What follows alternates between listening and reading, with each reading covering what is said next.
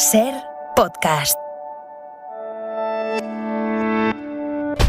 Y hasta ahora el sonido de la tarde es este. Me voy a Mojácar con mis padres. París, Roma. Vaya baile de todo. Nos vamos a casa, volvemos a reponer maletas y nos vamos. El tracking de maletas en aeropuertos, estaciones y coches de las personas que tienen la suerte de decir que hoy empiezan sus vacaciones. Para las que están en carretera y a las que vamos a acompañar en el trayecto, vamos a ver qué tal está la circulación en esta gran operación salida del verano. DGT, Jaime Orejón, buenas tardes. Muy buenas tardes. Hasta ahora pendientes de varios accidentes, dos en Barcelona, uno que corta la AP7 en subida sentido Barcelona y otro también por esta AP7 en Gélida, también de entrada a Barcelona. En Girona por la C63 en Vidreres en ambos sentidos y un alcance más en Alicante en la A70 en Verdegas sentido Valencia. Al margen de estos, retenciones en Madrid de salida por la 42 en Getafe, en Barcelona por la AP7 en Martorell sentido Tarragona, en Valencia de salida por la A3 en Chiva, en Castellón por la AP7 en Peñíscola sentido Valencia, en Valladolid en la A62 en Arroyo de la Encomienda sentido Tordesillas,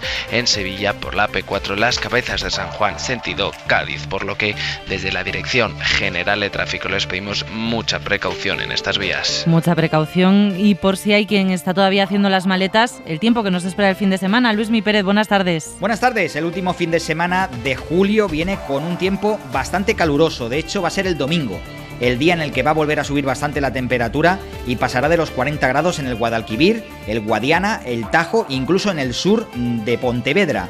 Y todo ello con pocas tormentas. Todavía esta noche algunas entre Aragón y Cataluña, también en la provincia de Castellón, y ya mañana por la tarde algunas en Castilla-La Mancha, la Comunidad Valenciana, el sur de Aragón y la Comunidad de Madrid. Cuidado sobre todo porque van a traer vientos fuertes. Y en Canarias vuelve a subir la temperatura y vuelve la calima.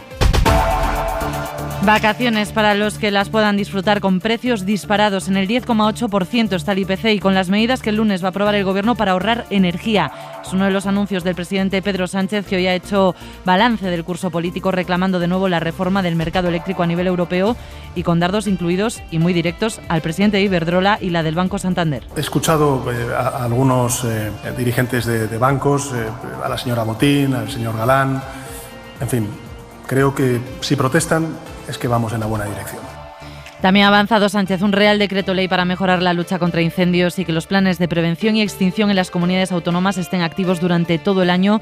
El fuego que ha obligado precisamente a 300 vecinos de Sevilleja de la Jara, provincia de Toledo, a abandonar su casa esta tarde. SER Toledo, José Carlos Rejas. Son entre 150 y 200 personas de Robledo del Mazo y unas 90 de la pedanía de las Sonfrías. Muchos de ellos están siendo realojados en Belvís de la Jara y Robledo del Buey. Además, se ha ordenado el confinamiento de Navaltoril, otra pedanía de Robledo del Mazo. El incendio era detectado poco después de las 2:30 de la tarde en Sevilleja de la Jara y afecta a una zona de bosque. También se ha cortado al tráfico la carretera que une Robledo del Mazo con las Sonfrías. En las tareas de extinción, complicadas por la orografía escarpada del terreno, han intervenido hasta ahora una treintena de medios, 15 de ellos aéreos.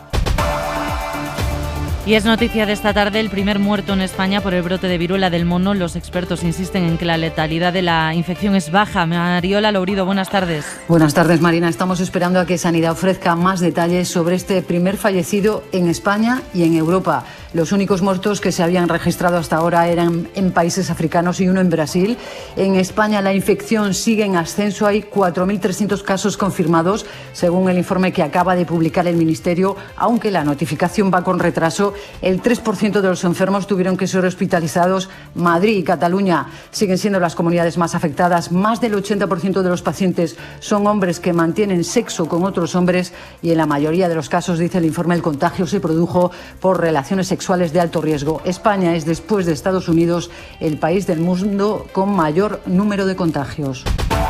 Hay media hora 25, deportes. Jesús Gallego, buenas tardes. Buenas tardes. Gran Premio de Hungría de Fórmula 1. Leclerc ha sido el más rápido, Carlos Sainz tercero, Fernando Alonso sexto, mejor tiempo. Mañana será la clasificación. Y en fichajes, Nahuel Molina fue presentado como nuevo jugador del Atlético de Madrid, y Enrique Cerezo, el presidente rojiblanco, dijo que es el último fichaje de los rojiblancos del Atlético, en referencia a que se cierra la operación Cristiano Ronaldo. Así empieza, hora 25. Con un dato del IPC que no veíamos desde hacía 38 años. El encarecimiento de los alimentos y de la luz, fundamentalmente, son los dos factores que están detrás de esta enorme subida de la inflación, de los precios. Javier Ruiz, buenas tardes. ¿Qué tal? Muy buenas tardes. La inflación se desboca, pero eso no ha frenado el crecimiento de la economía, que este último trimestre ha crecido un 1,1%. Sí, los precios se disparan al 10,8%. No veíamos una subida semejante desde septiembre de 1984. 38 años sin ver subidas semejantes, debido fundamentalmente a la electricidad y a la alimentación. Han empezado a calar las subidas energéticas en toda la cadena de valor.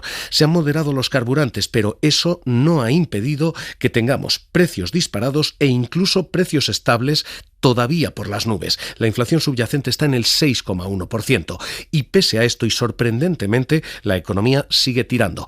El PIB español sube un 6,3%. La economía ha ido a más, las familias han gastado más y están gastando un 1,1% más que el trimestre anterior. Así que ahora mismo la inflación sube, sí, pero la economía también. Con este marco, Pedro Sánchez ha hecho varios anuncios en clave económica en la comparecencia convocada para hacer balance del curso político. Javier, el precio de la luz es uno de los factores que ha hecho que la inflación siga escalando, así que el Ejecutivo trabaja en dos medidas para ponerle freno a esa subida. Por un lado, una reforma del mercado eléctrico para desacoplar el precio del gas a la electricidad a nivel europeo y, por otro, poner un tope al precio de las emisiones de CO2. Sí, son dos medidas fundamentalmente y las dos golpean al sector eléctrico porque las dos afectan a la cuenta de resultados de las eléctricas. La primera, se plantea reformar el mercado eléctrico para desacoplar el precio del gas a la electricidad.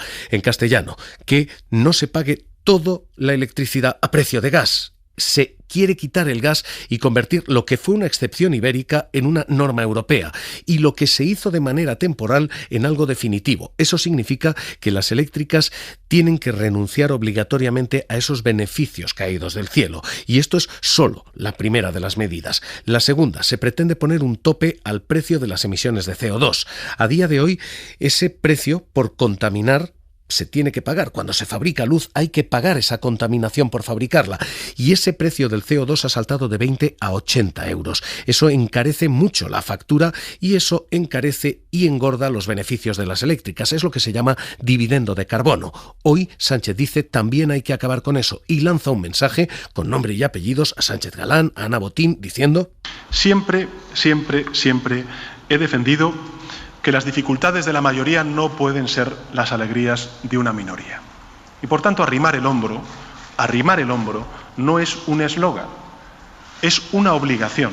Así que ahora mismo las dos reformas que el Ejecutivo plantea a nivel europeo y que pueden aprobarse en otoño golpean de nuevo al sector eléctrico. El Gobierno va a aprobar además el lunes un paquete de medidas urgentes para ahorrar energía. Ya vamos conociendo algunos detalles, como la recomendación de que el aire acondicionado en el transporte y grandes superficies no esté a menos de 27 grados. Sí, el Gobierno va a aprobar el lunes los primeros pasos de ese plan de contingencia que ha de enviar a Bruselas a partir de septiembre. Son medidas de momento de urgencia y son, de momento, solo recomendaciones.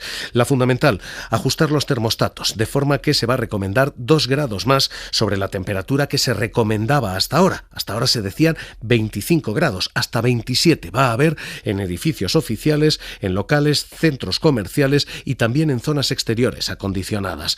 Esa recomendación de termostato se traslada también al invierno. Se recomendará más frío, es decir, menos calefacción. Y de momento se descarta una de las medidas que planteaba la Agencia Internacional de la Energía, reducir 10 kilómetros la velocidad máxima en autovías y autopistas. De momento eso está descartado, pero el presidente decía hay que tomar medidas. ¿Por qué? Porque ahorrar energía es prioritario, es una tarea de todos y va en línea con lo que están haciendo otros países europeos. Lo que se aprueba a partir de este lunes es solo el primer fascículo de esta colección. Después, en septiembre, si la situación permanece, habrá más. Gracias, Javier. Hasta luego, buenas tardes. Medidas en el sector de la energía que está teniendo beneficios empresariales récord. Los grandes gigantes petroleros del mundo han publicado hoy cifras que no habían tenido nunca. Pablo Anzola, buenas tardes. ¿Qué tal? Buenas tardes. Sí, y es que aumentan tanto sus márgenes empresariales que las grandes petroleras del mundo están tocando beneficios históricos. Hoy hemos conocido 3 nombres propios. Primero, la plataforma petrolera Exxon ha ganado en 3 meses casi 18.000 millones, en el que es su mayor beneficio de la historia y supone 4 veces más que el año pasado. Históricos son también los resultados de la multinacional americana Chevron, 11.600 millones en beneficio beneficios ha conseguido en el segundo trimestre frente a los 3.000 del año pasado. Y nunca había ganado tanto tampoco la petrolera Shell, que multiplica por 5 su resultado del año pasado en el segundo trimestre, roza los 16.700 millones de euros en beneficios. Eso en cuanto a las energéticas, Pablo, pero las cifras son también de récord si miramos a los beneficios que ha presentado hoy la banca española. Sí, hoy hemos conocido los resultados de 2 de los 5 grandes bancos del IBEX, BBVA y CaixaBank, y ambos aumentan también los beneficios respecto al año pasado. Nuestros resultados siguen mostrando las dinámicas positivas de los últimos trimestres. En el segundo trimestre... Y es que BBVA, habla su consejero delegado, aumenta sus ganancias en el primer semestre un 57% sobre el mismo periodo de 2021. 3.000 millones de euros gana la compañía en los 6 primeros meses del año. Algo parecido ocurre con CaixaBank, que descontando el efecto de su fusión con Bankia, aumenta su beneficio un 17%, gana la entidad financiera 1.500 millones en el primer semestre del año. Aunque la comparecencia de Pedro Sánchez ha estado muy centrada en la economía, también ha descartado que vaya a hacer más cambios en su gobierno o que se vaya a variar la fecha de las elecciones generales previstas para finales del año que viene. Y ha criticado con dureza no solo a empresarios con nombres y apellidos, sino también a quienes han rechazado los nuevos impuestos a la banca y a las energéticas, más allá de las propias empresas. Ahora mismo Sánchez se encuentra ya de visita oficial en Belgrado y allí está el enviado especial de la SER, Guillermo Lerma. Buenas tardes. Buenas tardes. Es la primera vez, Marina, que un presidente español viene a Serbia de manera oficial. Comienza así una gira por los Balcanes occidentales con la que Sánchez quiere cerrar la semana del balance del curso político.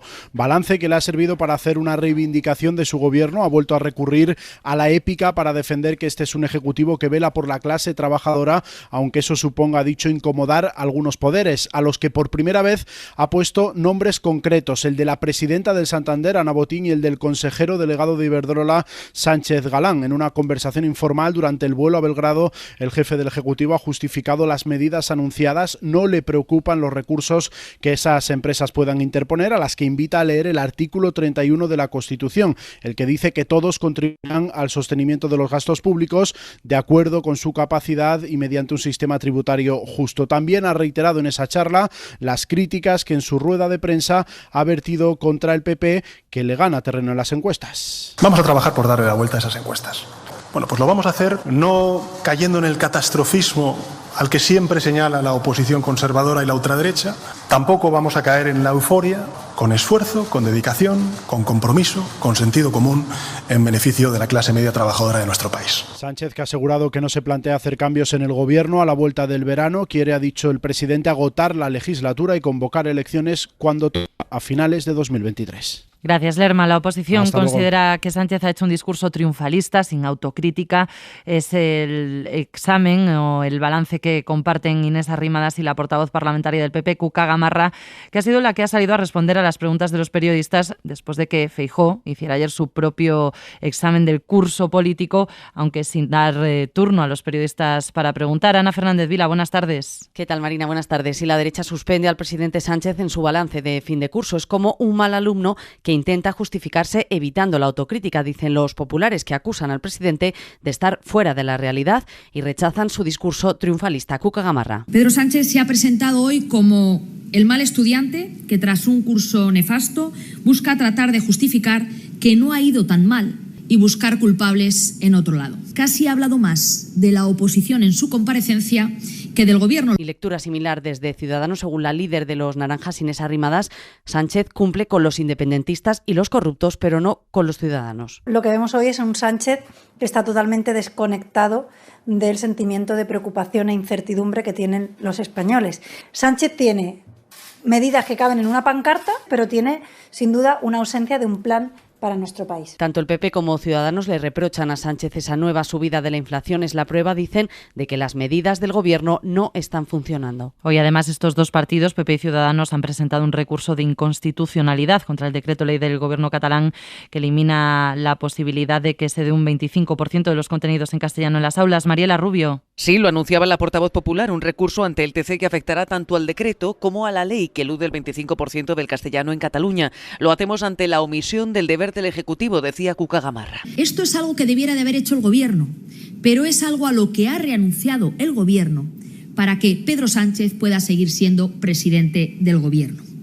Y allí donde Pedro Sánchez renuncie a defender los derechos y las libertades de los españoles, estará el Partido Popular como garantía. Dado que el PP no tiene grupo propio en el Parlamento y no podía hacerlo solo, ha tenido que hacerlo junto a Ciudadanos. Inés Arrimadas hablaba así. Y lo vamos a presentar junto con el Partido Popular, a quien hace unas semanas me dirigí, y debemos mostrar al constitucionalismo que por encima de las siglas del partido, para defender la legalidad, también podemos ir juntos. Ambos partidos aseguran en su escrito que el decreto invade competencias estatales y que ninguna comunidad autónoma puede decidir expulsar una lengua cooficial de su sistema educativo. Y en Vox, la noticia del día es que Macarena Olona deja la política. La portavoz del grupo parlamentario en Andalucía, una de las caras visibles del partido, asegura en un comunicado que es por motivos de salud. Radio Sevilla, Mercedes Díaz. Macarena Olona, la portavoz de Vox en Andalucía, deja su escaño en el Parlamento 15 días después de que se haya constituido la Cámara. Deja también su cargo en Vox. Se va, asegura, por motivos de salud. En las redes sociales, con una carta, ha explicado que ha llegado el momento de poner fin a esta etapa porque debe afrontar un importante reto personal por prescripción médica, reto que es incompatible con la exposición mediática y la entrega que Andalucía merece. Su intención, cuando se recupere, es regresar a su puesto en la abogacía del Estado. El presidente de la Junta en Twitter le ha deseado una pronta recuperación. Olona logró 14 parlamentarios, 2 más de los que tenía la ultraderecha en la anterior legislatura. Vox pretendía y confiaba en entrar en el gobierno andaluz en coalición con el PP. Para ser la candidata a la presidencia de la Junta, para concurrir a las elecciones, tuvo que empadronarse en la comunidad, en la casa del que ha sido hasta hace unas horas presidente del PP en Granada. Cristina Alejandra Jiménez, portavoz de Vox en la Diputación granadina, podría ser su sustituta. Y tras los datos desoladores de este verano, Pedro Sánchez ha anunciado también un Real Decreto Ley para mejorar la lucha contra los incendios. Dice que son medidas que tienen que durar todo el año y que hay que aumentar los recursos en las comunidades autónomas. Adela Molina. El decreto ley que va a aprobar el lunes el Gobierno pretende fortalecer las capacidades y la coordinación en la prevención de incendios y también la recuperación posterior de las zonas afectadas después de un verano desastroso con más de 215.000 hectáreas calcinadas hasta ahora.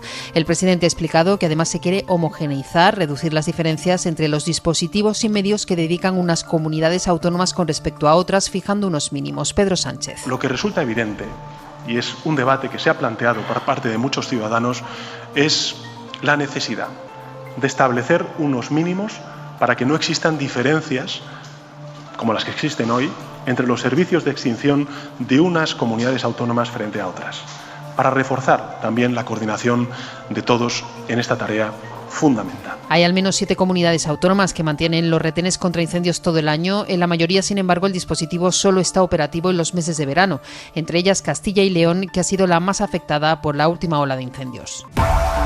Hora 25. Marina Fernández.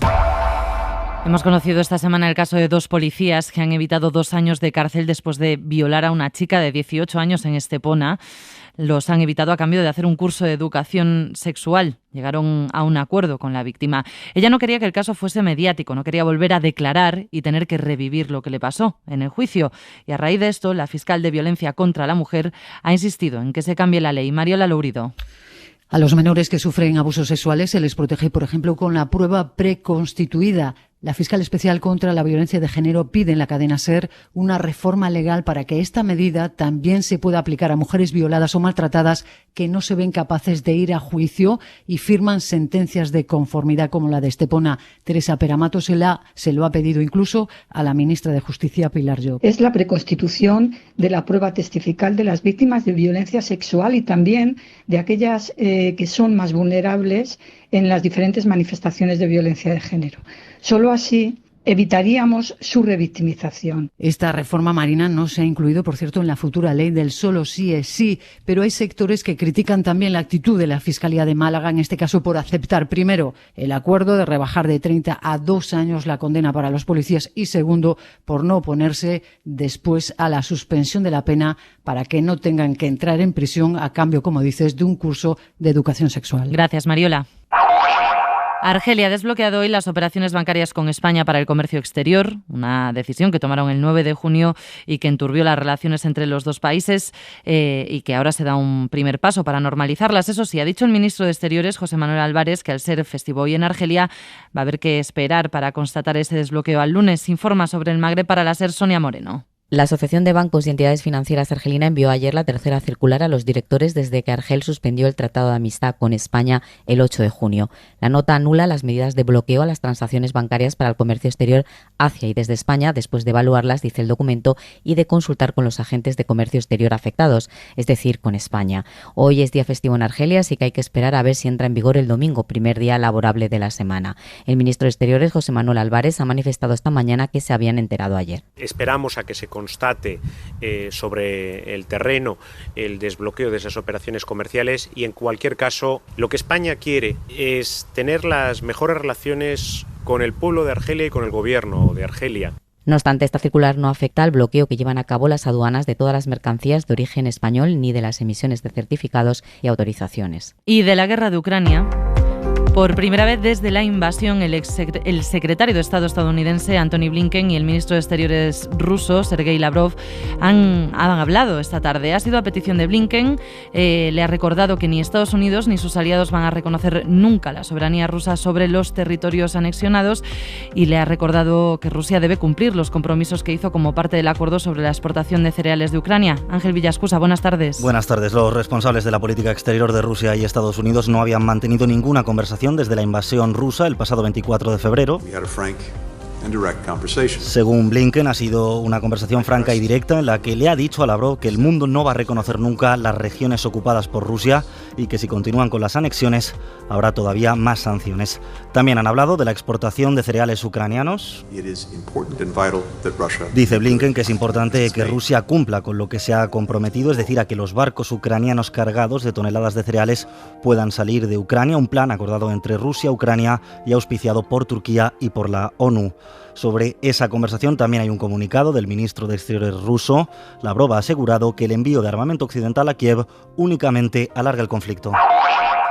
Dos noticias ahora de los tribunales. La justicia ha archivado el caso conocido como caso Niñera. Lo recordarán. Fue el caso en el que Vox y una asociación de juristas conservadora acusaban a Pablo Iglesias y a Irene Montero de utilizar cargos públicos de Podemos para cuidar de sus hijos.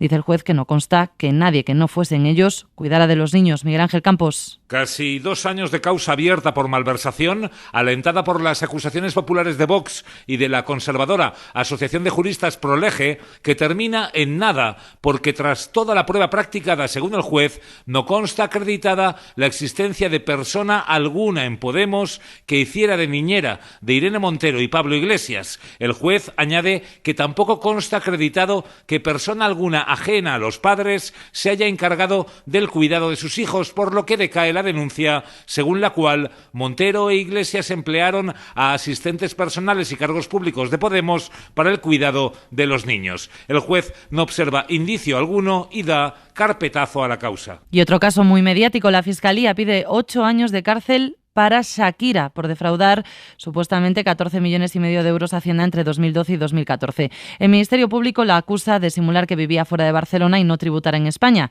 La cantante descartó un pacto y ahora se enfrenta a un juicio que le puede acarrear una multa de cerca de 24 millones de euros. Mar Segués. Según la Fiscalía, Shakira vivía en Cataluña con Gerard Piqué desde 2012 y, por tanto, considera que entre ese año y 2014 la cantante ya habría tenido que tributar en España la totalidad de su renta mundial y todo su patrimonio. El Ministerio Público acusa a la colombiana de ser consciente de ello y crear un entramado de sociedades para evadir impuestos. Por todo ello, le atribuye 6 delitos contra la hacienda pública. La cantante descartó pactar ayer con la Fiscalía. Defiende que ella no pasaba suficientes días en España para tener que tributar aquí y veía el pacto abusivo. En un comunicado dice confiar en que la justicia sabrá ver que es inocente y alega que ella ya pagó más de 17 millones de euros a Hacienda en el pasado por regularizar su situación fiscal. Suscríbete a Hora 25. Todos los episodios y contenidos adicionales en la app de Cadena SER y en nuestros canales de Apple Podcast, Spotify, iVoox, Google Podcast y YouTube. Escúchanos en directo en la SER de lunes a viernes a las 8 de la tarde.